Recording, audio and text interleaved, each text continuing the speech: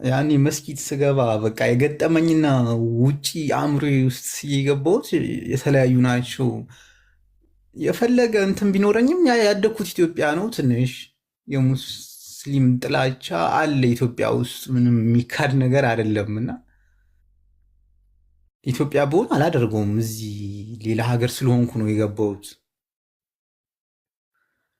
ገባሁ ግን በቃ ያየሁትን ነገር ማመን አቃተኝ። ልብ ይገዛል።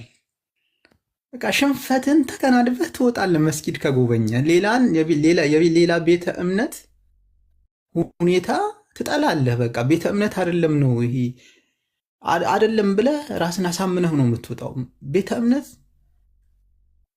መስጊድ ብቻ ነው ብለህ ራስን አሳምነህ ትወጣለህ። በቃ መስጊድ ከገባህ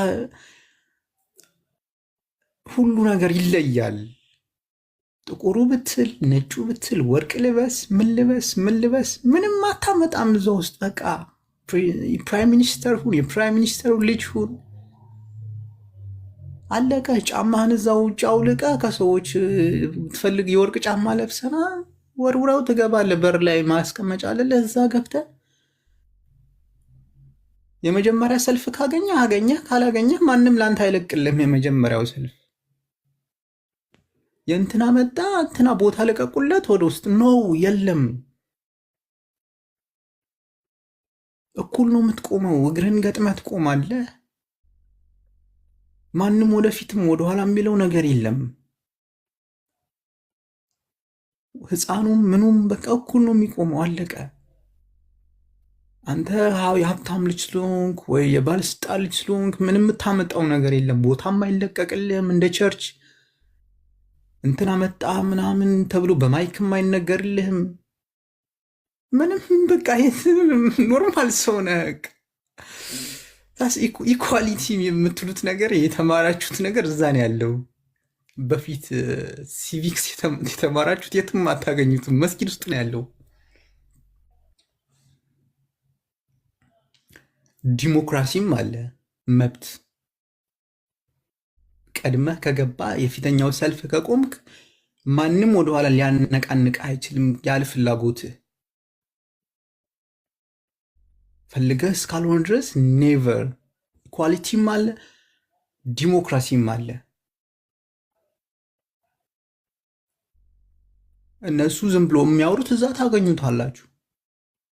ኤቭሪቲንግ መስጊድ ውስጥ አለ። ኤቭሪቲንግ፣ መከባበር፣ መተዛዘን፣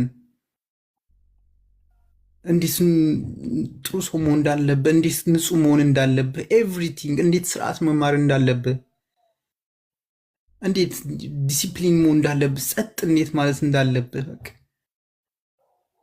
የመንፈስ እርካታ ይሰማሃል። መስጊድ ውስጥ ያሉ ነገሮች እኮ ሲተነተኑ በጣም የሚገርሙ ናቸው እኮ ወላሂ። ለእኔ በቃ አዱን ነው እኔ አዲስ ይሆንብኛል። ለዛ ነው ለእናንተ አዲስ አይሆንባችሁም። ቢኮዝ አብዛኞቻችሁ በእናት አባቶቻችሁ ናችሁ ሃይማኖቱን ያገኛችሁት። የተወለዳችሁበት ሃይማኖት ነው ማለት ያደጋችሁበት።